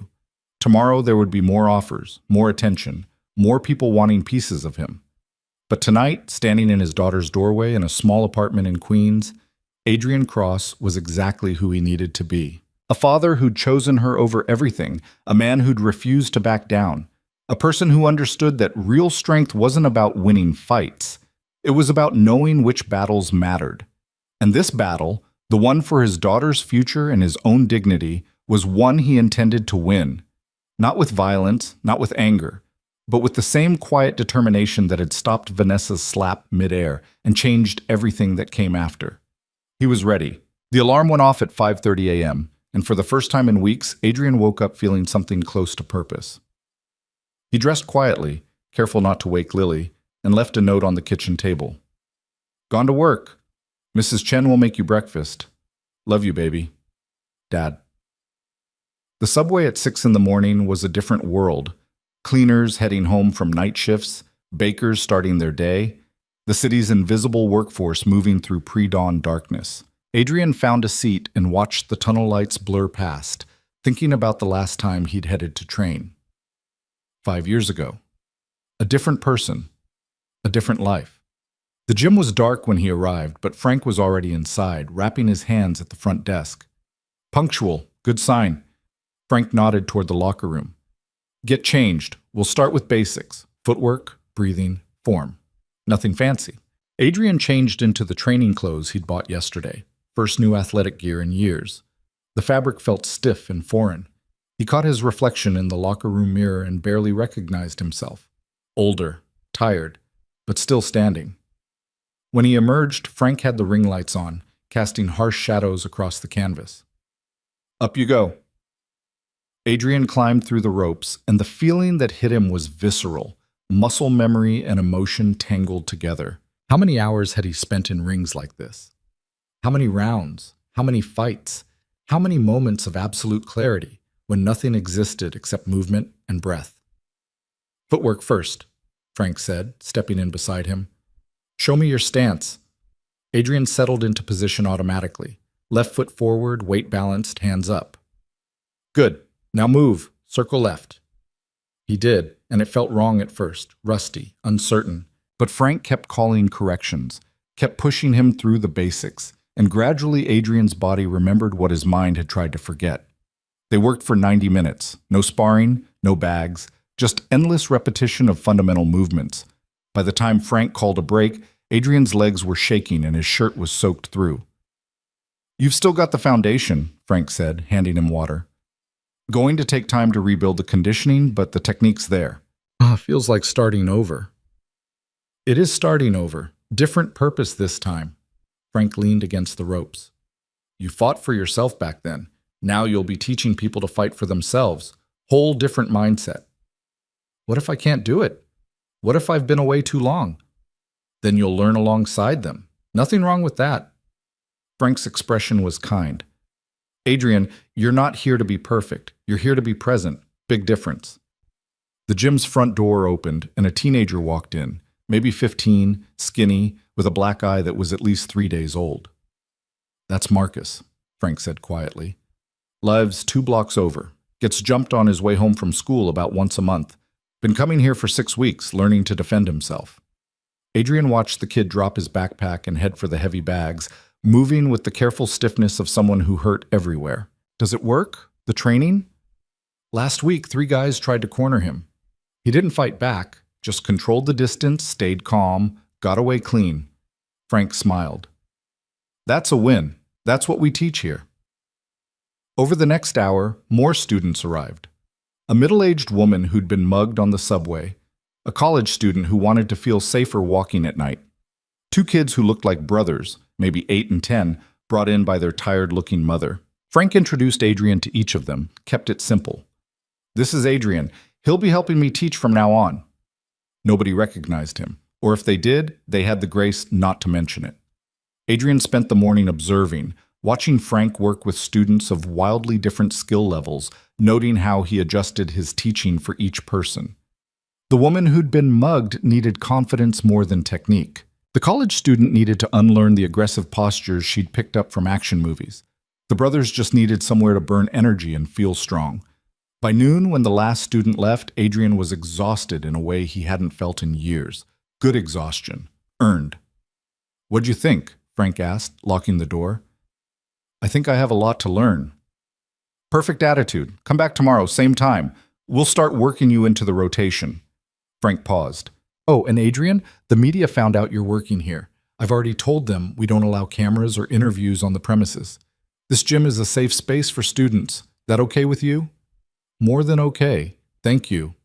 Don't thank me. It's the rule for everyone. Frank clapped his shoulder. Go home. Rest. You earned it.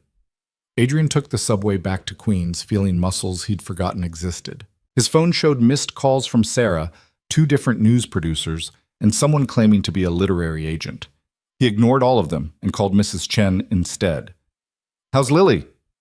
Perfect angel, as always. We're making cookies. Want to join us? Be there in 20 minutes. He found them in Mrs. Chen's kitchen, Lily wearing an apron 3 sizes too big, face smudged with flour. She launched herself at him the moment he walked in. Daddy, smell my hands. They smell like vanilla. He made a show of sniffing her fingers. Delicious. Are you saving any cookies for me? Maybe one, if you're really nice. They stayed for another hour, Adrian helping decorate cookies while Mrs. Chen puttered around her kitchen and Lily narrated every decision about frosting colors. It was domestic and simple and exactly what he needed after the morning's intensity. On the walk home, Lily slipped her hand into his. Daddy, you seem happy today. I am happy, baby. But because of your new job. Because of a lot of things, but mostly because of you. She squeezed his hand. I'm glad you're happy. You haven't been happy in a long time. The observation, casual and devastating, nearly stopped him in his tracks. She was right. He'd been functional, devoted, present, but not happy. Not in years. He'd been too busy surviving to think about whether he was actually living. I'm going to try to be happy more often, he said quietly. Deal? Deal. The 60 Minutes interview was scheduled for Thursday afternoon, filmed at the gym with Frank's permission. The crew arrived at noon to set up lights and cameras, transforming the familiar space into something that looked like a stage set. The interviewer was Catherine Walsh, a veteran journalist Adrian had watched on TV for years. She had silver hair, sharp eyes, and a reputation for asking questions that made powerful people squirm. Mr. Cross, thank you for agreeing to this. She shook his hand firmly. I promise to be fair, but I won't be soft. That okay with you? Wouldn't want it any other way. They sat across from each other in the ring, cameras positioned at multiple angles. Catherine had notes, but barely glanced at them. Let's start with the question everyone wants answered, she said once they were rolling. Why didn't you fight back? Adrian had known the question was coming, had practiced his answer. But sitting there, with Catherine's full attention and the cameras recording, he found himself saying something different than he'd planned. Because fighting back would have made me the villain, he said simply. The moment I threw a punch, no matter how justified, I'd have been the aggressive ex-fighter who attacked a woman. The narrative would have flipped. So I didn't give her, or anyone else, that opening. That's remarkably strategic thinking for a split-second decision. It wasn't strategy, it was survival. I've been navigating spaces where I don't belong for 5 years. You learn to read the room, understand the power dynamics, know what you can and can't get away with. Catherine leaned forward. Spaces where you don't belong? You mean restaurants? I mean anywhere the wealthy gather. As a waiter, you're furniture. Useful, necessary, but not quite human. You learn to accept disrespect because fighting back means losing your job, means not feeding your kid. Adrian's voice was steady, but his eyes were hard. Mrs. Vale wasn't unique. She was just the one who got filmed. So this happens regularly. This level of abuse? Maybe not physical attacks, but verbal abuse? Absolutely. Customers talk down to servers, snap fingers, make impossible demands, complain about things we can't control. And we smile and apologize because our rent depends on their tips. Why did you stay in that job if it was so degrading? Because it was flexible enough to let me be a father. Because it paid cash weekly when I needed groceries that day. Because it didn't require references from my fighting days that I wanted to leave behind. He paused. Because every job available to someone without a college degree comes with its own indignities. I chose the ones I could live with. Catherine consulted her notes. Let's talk about your fighting career.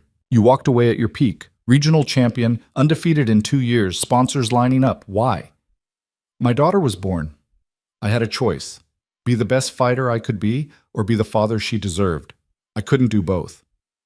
Some people would say you could have done both, that plenty of athletes manage to have families and careers. Some people don't know what they're talking about. Adrian's voice was gentle but firm. Fighting wasn't a 9-to-5 job. It was training 8 hours a day, taking hits to the head, traveling for matches, living in a constant state of controlled aggression. I couldn't be that person and then come home and be patient with a toddler. I couldn't teach her that violence was wrong while making money from violence. Something had to give. Do you regret it? Never. Not once. Even when you were serving people who treated you like furniture? Even then. Catherine was quiet for a moment, studying him. Mrs. Vale offered you a significant settlement to sign an NDA. You refused. Why? Because silence was what she wanted, and I was done giving powerful people what they wanted at my own expense. But the money could have changed your life, your daughter's life. My daughter's life doesn't need changing. She's loved, safe, and happy. We have everything that matters. Adrian met Catherine's eyes. Money bought with silence isn't freedom. It's just a more expensive cage. They talked for 2 hours. About single parenthood and toxic masculinity and the economics of service work, about what it meant to walk away from violence, to choose vulnerability over power, to redefine strength as restraint rather than force. At the end, Catherine asked one final question. What do you want people to take away from your story? Adrian thought about Lily's painting, blue and purple and yellow, calm and favorite and happy all existing together. That you don't have to accept disrespect to survive. That walking away from something toxic isn't weakness. That the most important victories aren't the ones anyone else sees. He paused. And that being a good father is worth more than being a successful fighter. After the crew packed up and left, Frank appeared with 2 bottles of water. That was powerful, he said. You said things people need to hear. I said things I needed to say. There's a difference. Is there? Adrian drank half the water in one long swallow. I don't know anymore. This whole week has been surreal. I keep waiting to wake up and find out it was all a strange dream. It's real, and it's not going away. Frank sat on the edge of the ring. But you get to decide what you do with it. Nobody else. The interview aired Sunday night. Adrian watched it at home with Lily already asleep, his phone turned off, the apartment quiet. Seeing himself on screen was strange. This man who looked like him but sounded more confident, more certain, more together than Adrian felt inside. But the message came through clearly, and judging by the immediate social media response, Sarah had been monitoring and sent him screenshots. People were listening. By Monday morning, Adrian's life had shifted again. The university speaking engagement had turned into 5 offers. 2 publishers were competing for book rights. A foundation dedicated to supporting single parents wanted him as a spokesperson, and Monarch called to offer him his job back. Adrian sat in the manager's office, the same office where he'd been told to take leave, and listened to David's pitch. Corporate wants you to return. Full reinstatement, raise to 15 an hour, health benefits, guaranteed minimum hours. They'll even make you shift supervisor if you want it. Why the sudden change of heart? David had the grace to look embarrassed. Because you're good publicity now. They want to be the restaurant that employed the hero, that gave you a chance when nobody else would. I see. Adrian, I know it's cynical, but it's a good offer. Better than you had before. It's a great offer. Adrian stood, extending his hand. Tell them thank you, but no. David's face fell. You're sure? I'm sure. I'm teaching now, making a difference for people who need it. That's where I belong. Walking out of Monarch for the last time felt like shedding a skin. The burgundy vest stayed in his locker. The shoes he'd worn for 3 years went in the trash. That version of Adrian Cross, invisible, compliant, endlessly accommodating, was done. The speaking engagement at the university was 2 weeks later. Adrian stood backstage, more nervous than he'd been before any fight, listening to the moderator introduce him to an auditorium of 500 students. He chose fatherhood over fame, dignity over revenge, and taught us all what real strength looks like. Please welcome Adrian Cross. The applause was overwhelming. Adrian walked on stage feeling exposed and uncertain, sat down, and looked out at hundreds of young faces waiting to hear what he had to say. "I'm not sure why I'm here," he started, and the honesty of it seemed to land. "I'm not a motivational speaker. I'm not a self-help guru. I'm just a single dad who refused to let someone hit him, and apparently that's noteworthy enough for a speaking fee." Scattered laughter. "But since I'm here, let me tell you what I've learned. Not from fighting, though I did plenty of that. And not from the viral video, though that certainly accelerated things. From being a father." He talked for 40 minutes. About the choice he'd made when Lily was born. About learning to measure success by different metrics. About the dignity of service work and the violence of disrespect. About what it costs to stand your ground when you have everything to lose. The students listened with an intensity that surprised him. When he opened it up for questions, hands shot up across the auditorium. "How did you know you were making the right choice, leaving fighting?" "I didn't. I just knew I couldn't live with the alternative." What would you tell young men who think strength means never backing down? That backing down from a stupid fight is smart. Backing down from your values is what makes you weak. Do you think you would have responded differently to Mrs. Vale if you weren't a trained fighter? Adrian paused, considering. Maybe. Maybe I'd have been too scared to stop her. Or maybe I'd have hit back out of panic. My training didn't make me brave. It gave me options besides fight or flight. There's a lot of space between those extremes if you know how to find it. After the event, students lined up to talk to him. A young woman told him her father had walked out when she was 3, and seeing Adrian choose differently made her cry.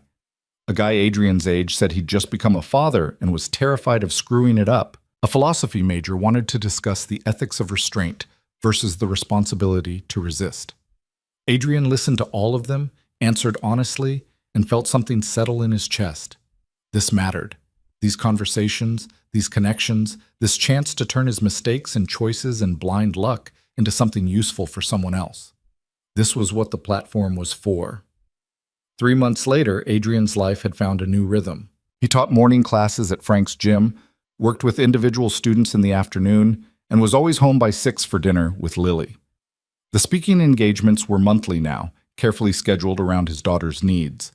The book deal had been signed, though he insisted on working with a ghostwriter who understood he wanted to tell the truth, not sell a fantasy. The apartment was still small, still in Queens, but they'd moved to a 2-bedroom. Lily finally had her own room, which she'd decorated with her paintings and the purple elephant in a bookshelf Adrian had built himself. Vanessa Vale had disappeared from public life. Her firm had dissolved, the SEC investigation was ongoing, and last Adrian heard, she'd moved to London. He didn't follow the news about her. That chapter was closed. On a Saturday morning in early summer, Adrian took Lily to the park, their park, with the bench that overlooked the playground. She was bigger now, more confident, skipping ahead instead of holding his hand. "Daddy, can I go on the monkey bars?" "Go ahead, baby. I'll be right here."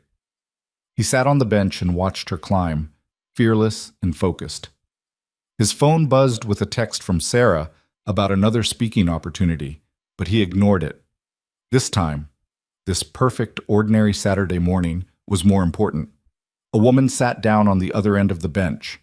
Adrian glanced over, then did a double-take. Catherine Walsh, the journalist from 60 Minutes. "Mr. Cross, mind if I sit?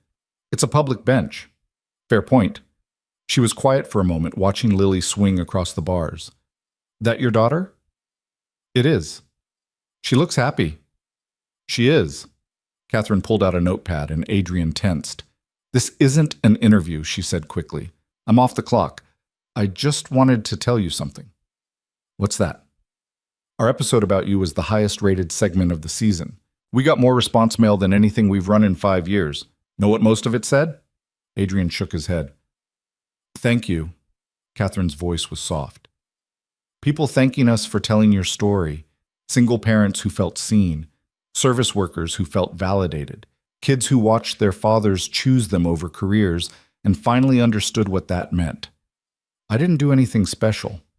That's what makes it powerful. You did something normal, chose your kid, kept your dignity, refused to escalate violence.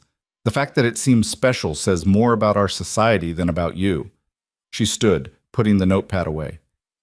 "Anyway, I wanted you to know. What you did mattered. What you continue to do matters. After she left, Adrian sat on the bench and felt the weight of it settle over him. Mattered. Such a simple word. Such an impossible burden and gift.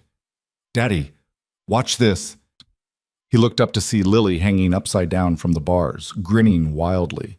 "Very impressive. Be careful." "I'm always careful." She wasn't.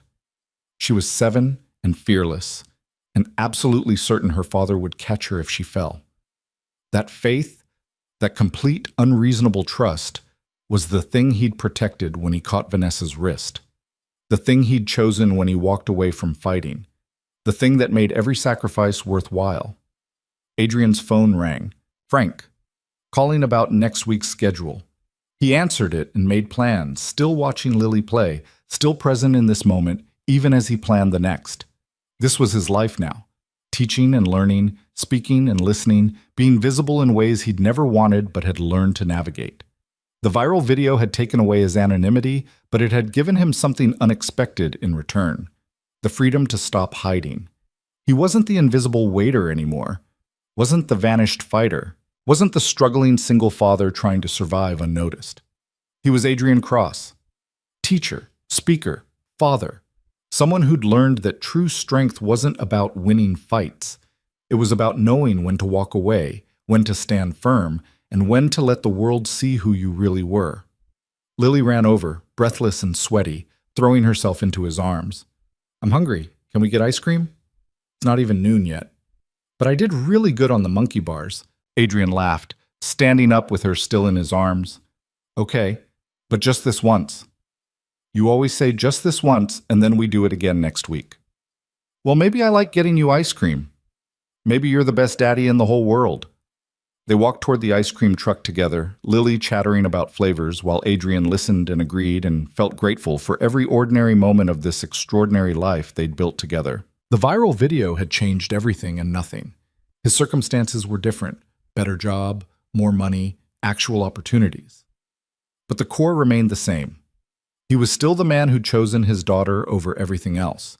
Still the father who showed up, who kept his promises, who measured success in bedtime stories and Saturday mornings at the park. That man had caught a slap mid-air and refused to hit back. That man had walked away from wealth and prestige to live with integrity. That man had stood his ground not because he was strong, but because he'd finally learned what was worth standing for. And now, with ice cream dripping down his hand and his daughter laughing beside him, and the future spreading out unknown but no longer terrifying, Adrian Cross understood something he'd been too afraid to believe before. He was going to be okay. They were going to be okay. Because respect wasn't bought or earned through violence or demanded from positions of power. It was given by the people who mattered most. And in Lily's eyes, still trusting, still certain, still seeing him as her hero, Adrian found all the respect he'd ever need. The rest was just noise, and he'd learned finally how to tune it out.